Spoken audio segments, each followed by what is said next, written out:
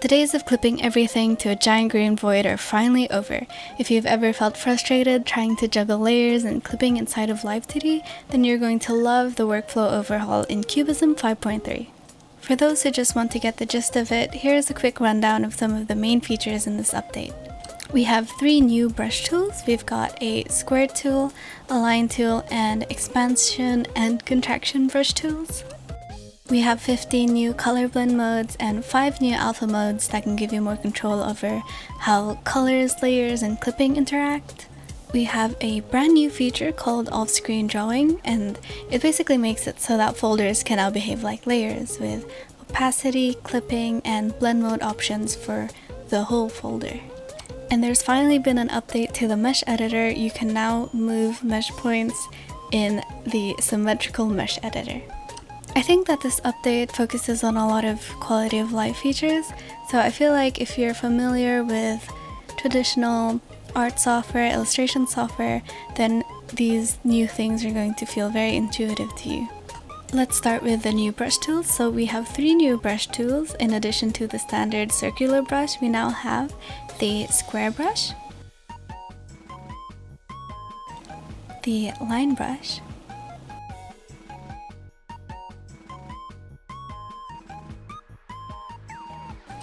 and the expansion contraction brush.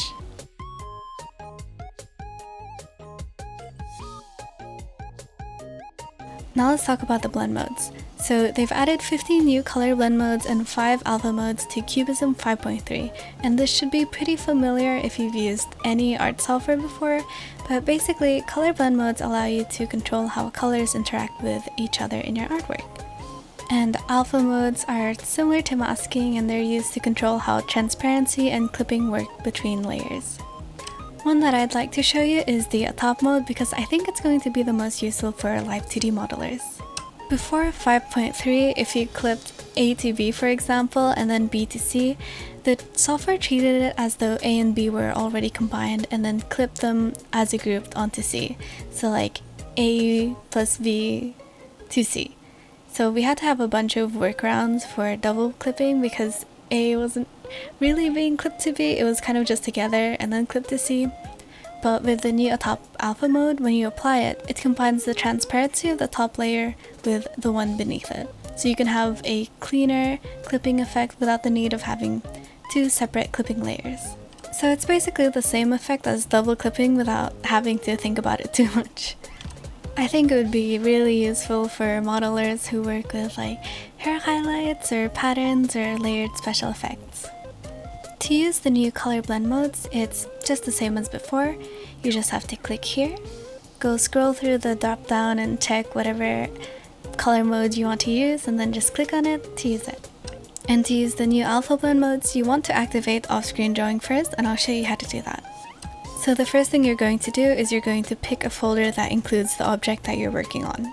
You can pick the folder that's the direct parent of the object, or you can pick the most like the parent root folder. It's either way works. And you're just going to click this to turn on off-screen drawing, and then it's going to work. And then you're just going to clip as normal. So clip A to B and then B to C, and then you're going to select a top mode for A.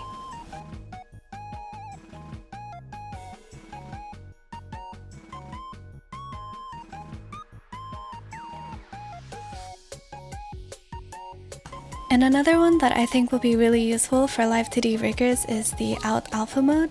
So it's basically like reverse clipping, but before 5.3, if you wanted to use reverse clipping, that meant you wouldn't be able to clip anything to that object.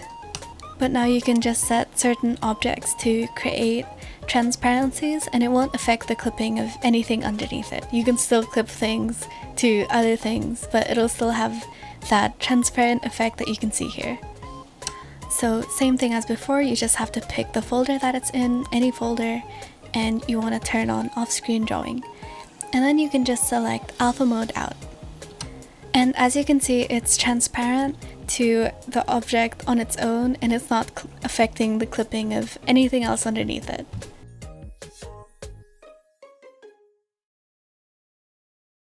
And now let's talk about off-screen drawing. So off-screen drawing in Live2D essentially improves the functionality of folders and makes them behave more like layers in traditional art software.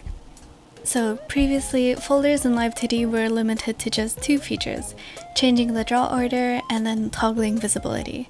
But with off-screen drawing, folders can now function in the way that layers do. So now you can adjust the entire opacity and they will not overlap. And you can set it to parameters as well.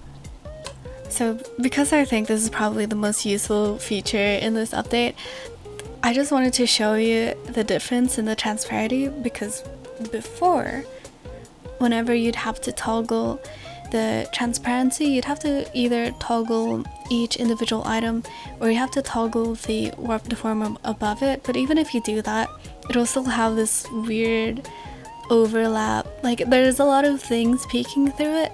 But now when you have off-screen drawing, you can toggle the opacity of the entire thing and it looks like she's disappearing. And you can also clip the entire folder to something, which is just so useful for like highlights and special effects and whatnot. You can change the blend mode, you can change the color and the screen color. You can apply everything into just one folder. So to do this, select the folder and click off-screen drawing, and that's it.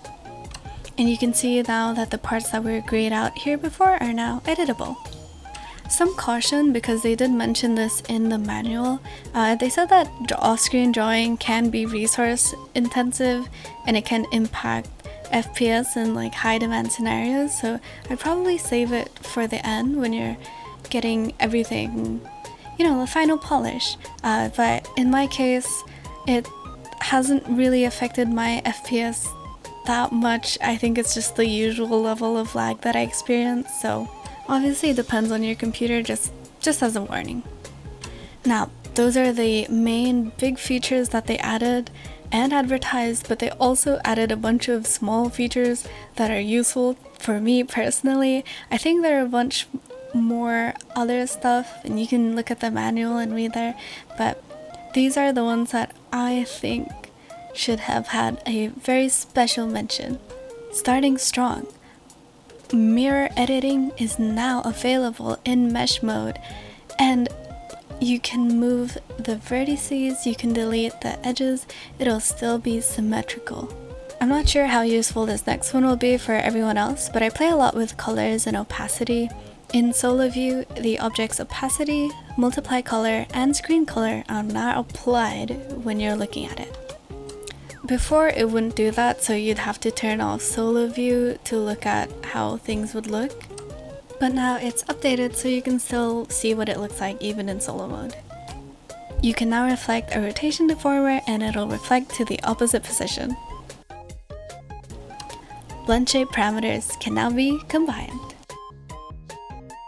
You can now export in the WebM format, which can also be exported as a video with a transparent background. So those are the main updates that I've found useful, and I think that you'll find them really useful too, but definitely check the update history or just try it out, experiment with what's going on in the software yourself, because I think there's probably a bunch more that I didn't mention. And as of editing this video, I'll probably write in the description if it's different on release, but as of making this video, VTube Studio is not yet compatible with 5.3, so before you finish your VTuber models in 5.3, just probably wait for the new update. Anyway, that's all. Thank you. Happy 2026, and my goal for next year is to attend Live2D Live because the FOMO was crazy. Thank you for watching. この番組はご覧のスポンサーの提供でお送りしました。